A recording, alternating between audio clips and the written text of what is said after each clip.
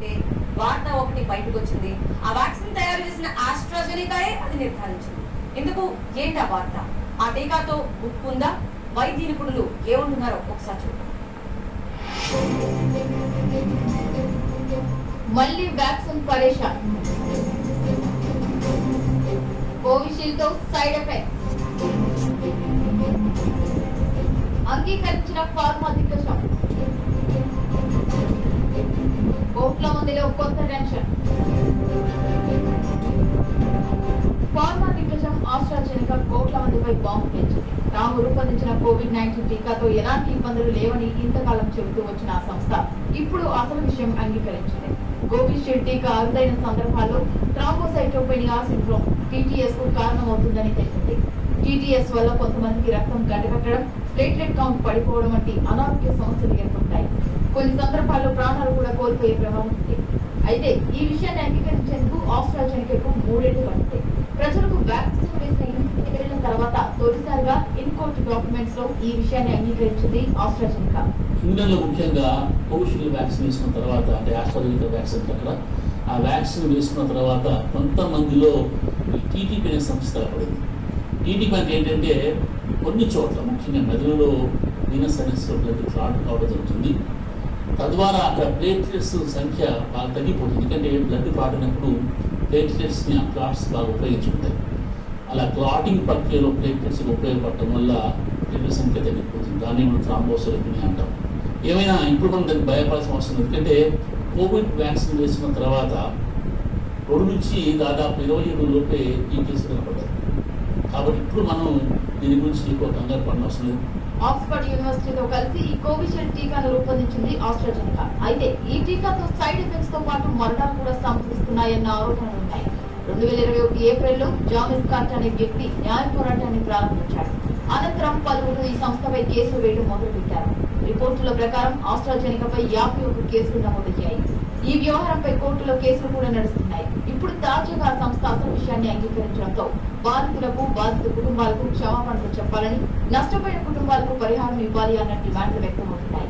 ఆస్ట్రాజెనికాకి ఎటువంటి రెస్పాన్సిబిలిటీ లేదా, కోవిషీల్డ్కి ఎటువంటి రెస్పాన్సిబిలిటీ లేదా అంటే ఖచ్చితంగా ఉంటుంది. మనం లేదు అని మనం వాళ్ళకి ప్లాన్ చెప్పి ఇవ్వాల్సిన అవసరం లేదు. ఎందుకంటే వాళ్ళకి కోట్లాది రూపాయలు చెల్లించి వ్యాక్సిన్ సంపాదించుకున్నారు.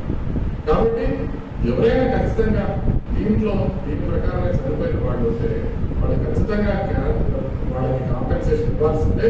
కరోనా వేళ అపర సంజీవనిగా పేరు ప్రఖ్యాతుల్ని సొంతం చేసుకున్న వ్యాక్సిన్లలో బ్రిటిష్ ఫార్మా దిగ్గజం ఆస్ట్రాజెనికా తయారు చేసిన కోవిడ్ వ్యాక్సిన్ ఒకటి.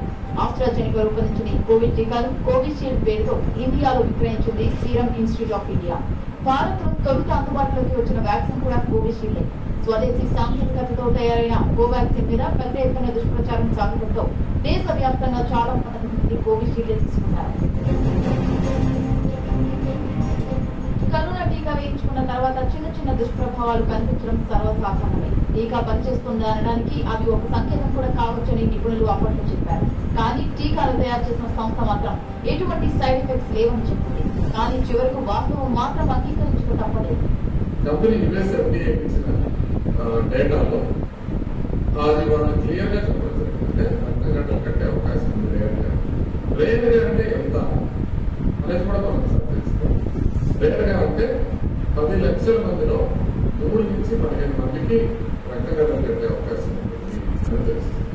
అంటే మరి ఏ విధంగా వీళ్ళు ప్రాబ్లం వస్తుంది అంటే ప్రధానంగా 60 నుంచి 70% మందికి మెదడు రక్తనాళం అంటే మెదడుకు వెళ్ళే సిరల్లో రక్తం గడ్డలు కట్టే అవకాశం ఉంది అని తెలుస్తుంది.